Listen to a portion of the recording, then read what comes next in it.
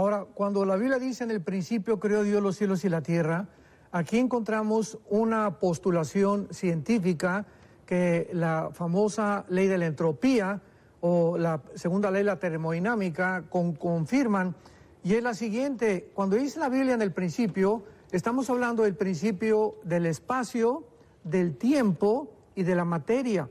Y ahora físicamente se ha descubierto, sobre todo con la física cuántica, que la materia no puede estar desligada del espacio, el espacio no puede estar desligado del tiempo, sino que son tres cosas completamente indivisibles que no se pueden separar.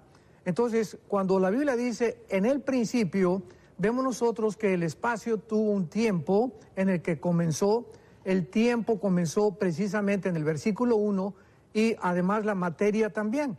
Ahora bien, hay mucha controversia entre el versículo 1 y el versículo 2. Hay una escuela que ya es bastante antigua que enseña que el versículo 2 es la continuación del versículo 1. O sea, la tierra estaba desordenada y vacía, y las tinieblas cubrían la faz del abismo. Y muchos enseñan de que realmente Dios creó la tierra en esta condición desordenada y vacía y la comenzó a llenar y la comenzó a componer en los versículos 3 en adelante. Sin embargo, vuelvo a repetir, el libro de Daniel capítulo 12 dice claramente que los entendidos entenderán y que muchas cosas selladas que estaban todavía hace un siglo o hace 2 siglos están comenzando a darnos la revelación o la iluminación para que podamos comprender que mientras más avanzamos y mientras más nos acercamos al final de la consumación de la historia y de las profecías bíblicas, vamos a tener más entendimiento. Y este entendimiento, lo quiero enfatizar, es, dice la Biblia, a los que guardan la palabra, a los obedientes. Mientras no seamos obedientes y no pongamos en práctica lo que la Biblia nos enseña, no vamos a entender y nos vamos a quedar con un conocimiento de hace un siglo o hace 2 siglos. Entonces, el versículo 2 claramente lo dice que la tierra se encontraba tohu bohu en el hebreo, que significa en estado caótico, en estado desordenado. Y el capítulo 45 del libro de Isaías nos confirma que Dios no creó la tierra de esta manera. Y dice así el capítulo 45, versículo 18 del libro de Isaías: porque así dijo Jehová, que creó los cielos, y esta palabra crear es vara, que significa de la nada o ex nihilo. El Dios que formó la tierra, el que la hizo, la compuso, no la creó tohu, que es el mismo vocablo hebreo que se tradujo desordenado en Génesis 1:2. Dios no creó la tierra en el estado en que el versículo 2 aparece, sino que la creó para que fuera habitada. Yo Jehová y no hay otro. Entonces, también hubo un problema durante mucho tiempo acerca de la antigüedad de la tierra. Había una escuela que también enseñaba que la tierra no podía ser vieja, que no podía tener más de 5, 10, 12 billones de años, porque si nosotros afirmábamos que la tierra era vieja, estábamos apoyando la teoría de la evolución. Pero ahora ya se comprobó lo diferente. No importa que la tierra tenga 50 billones de años, la teoría de la evolución o el famoso evolucionismo darwiniano jamás se va a poder comprobar. Eso no importa los billones que tenga, simplemente porque la teoría de la evolución está contradiciendo las leyes de la física, de la termodinámica, del electromagnetismo, de la biología.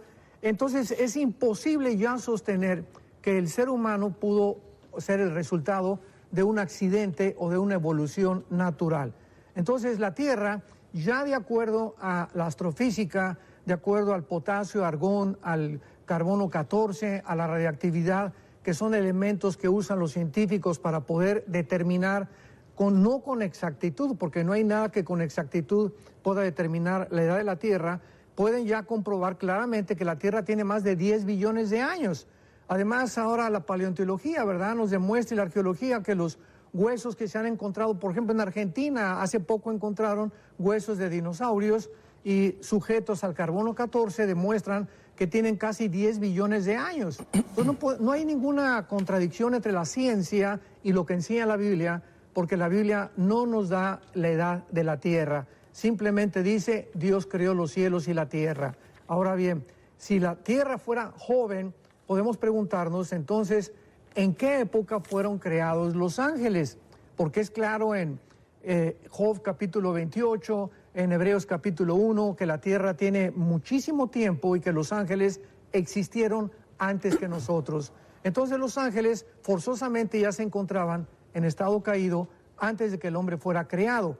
Y vemos en Ezequiel capítulo 28, en Isaías 14, el 12 en adelante, que Satanás o Lucifer ya existía antes que nosotros y que ellos estuvieron ocupando este planeta que es la tierra, por lo cual dice el versículo 2 que la tierra estaba desordenada y vacía y las tinieblas estaban sobre la faz del abismo. La pregunta es la siguiente. En 1 Juan capítulo 1, la Biblia dice que Dios es luz. Entonces, ¿de dónde aparecieron las tinieblas? Dios no pudo haber creado un universo en tinieblas y después la luz. Primero fue la luz y la rebelión angelical fue la que trajo las tinieblas al universo. Entonces, estas tinieblas que aparecen en el capítulo 2 representan un juicio de Dios. No hay una sola parte en toda la Biblia donde las tinieblas no estén asociadas con los juicios de Dios, con el pecado, con la oscuridad, con el mundo de Satanás. Y luego más adelante dice que estas tinieblas estaban sobre la faz del abismo. Veamos otra vez las palabras del versículo 2. Desorden, vaciedad, tinieblas, abismo, que son las 4 palabras o los 4 vocablos que están asociados en todos los demás 65 libros de la Biblia con el juicio y con el pecado. Entonces, algo pasó entre el versículo 1 y el versículo 2 que se llama en inglés el gap, o un intermedio, un paréntesis, donde Dios tuvo que comenzar a recrear la tierra cuando nos comenzó a poner a nosotros, y por eso Dios comienza en el versículo 3, y Dios dijo, sea la luz.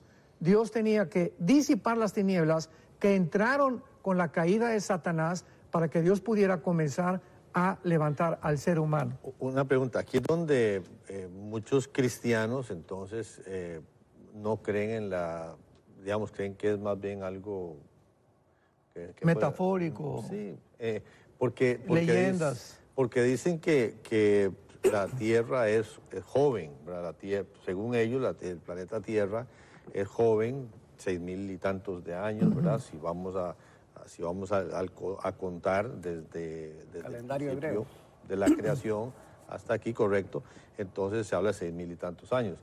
En ese sentido, dice, cuando contradicen los dinosaurios, conozco gente que entonces tiene problemas con los dinosaurios porque dice que no pueden haber existido, o mentira que eran tan viejos, tienen que estar dentro de ese periodo de los 6,000 años. Usted está refutando categóricamente eso. Completamente, y eso proviene de un temor que durante muchos años, repito, existió entre que la ciencia contradecía la Biblia o la Biblia estaba en contra de la ciencia. Y la ciencia lo único que ha hecho es comprobar y corroborar y confirmar lo que con siglos de anticipación la Biblia ya establecía. Entonces, este temor de que si decimos que la Tierra tiene más de 6,000 años, está asociado con la evolución, es absurdo, completamente absurdo. Ahora, no tengamos temor de la ciencia, la astrofísica, las leyes de la termodinámica, los elementos con los que se han usado para poder determinar la antigüedad de todas las cosas, el carbono 14, potasio, argón, la radioactividad, son elementos que no podemos negar. O sea, la ciencia no es enemiga de la Biblia, ni la Biblia es enemiga de la ciencia. Tenemos que poder entender claramente que la Biblia solamente demuestra lo que la ciencia comienza a descubrir. Otro ejemplo, dice el versículo 11 y 12 de Génesis 1. Después Dios dijo, produzca la tierra hierba verde, que dé semilla, árbol que dé fruto según su género, que su semilla esté en él sobre la tierra, y fue así. Produjo la tierra hierba verde, hierba que...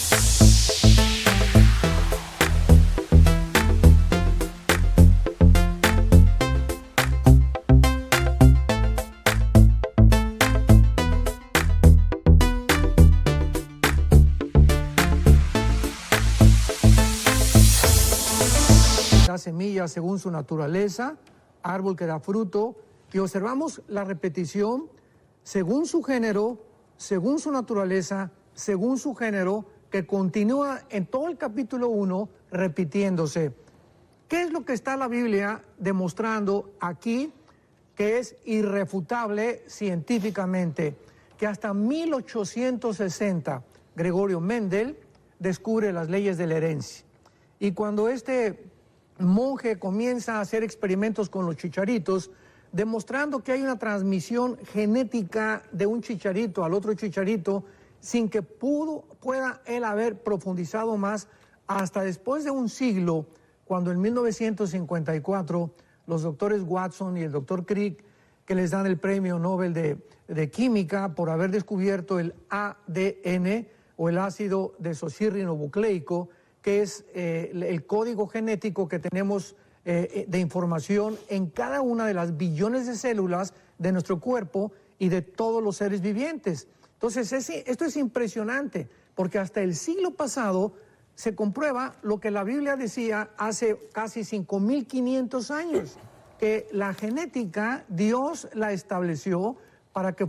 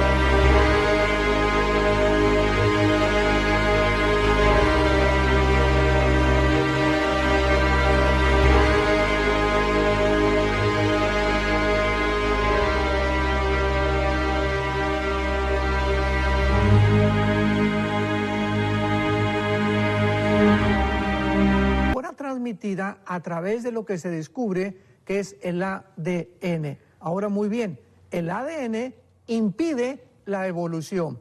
Desde que en 1954 los doctores Crick y Watson descubren este maravilloso biológica y genética de la Biblia, más del 50% de los científicos ateos, no digo que se han convertido a Cristo, pero han abandonado la teoría de la evolución como algo insostenible biológica, genética y físicamente. Biológicamente porque los aminoácidos de la sangre impiden la evolución. Físicamente porque la segunda ley de la termodinámica nos dice que no vamos en aumento, no hay una evolución, vamos en un retroceso. El hombre fue creado arriba y estamos degenerándonos cada vez más. Los hombres irán de mal en peor hasta que lleguemos al punto de casi autoextinguirnos. Así que la segunda ley de la termodinámica contradice la evolución y vemos nosotros que la genética acaba de clavar el último clavo en el ataúd de la teoría de la evolución. Así que es impresionante por qué se sigue enseñando y por qué se sigue considerando que venimos de los animales y que somos el proceso de una evolución, porque el hombre es intelectualmente soberbio, es el orgullo intelectual el que no les permite a muchos pseudocientíficos aceptar las evidencias tan grandes bíblicas y que también la misma ciencia les ha demostrado. Pastor, pero ¿qué hay de los huesos que se han encontrado a veces casi completos de los neandertales de diferentes épocas y que con las mismas fórmulas científicas que usted dice que están probando que la Tierra es vieja, están comprobando la edad de estos huesos? Muy bien, todas esas famosas teorías del hombre de Cro-Magnon, del hombre de Pekín, del hombre de Neandertal, fueron los fraudes intelectuales del siglo XX. El mismo Museo Natural de Historia en Londres, el Museo de París, los museos de Francia han demostrado claramente que esos huesos jamás eran de seres humanos. Mezclaron huesos de animales con huesos de animales. Así que todos estos fraudes intelectuales tratando de demostrar que nosotros tenemos antecesores de los animales, fracasaron rotundamente. Esto ya ni los mismos científicos se atreven a continuar enseñándolo porque, repito, desde el siglo pasado se demostró que fue un fraude intelectual.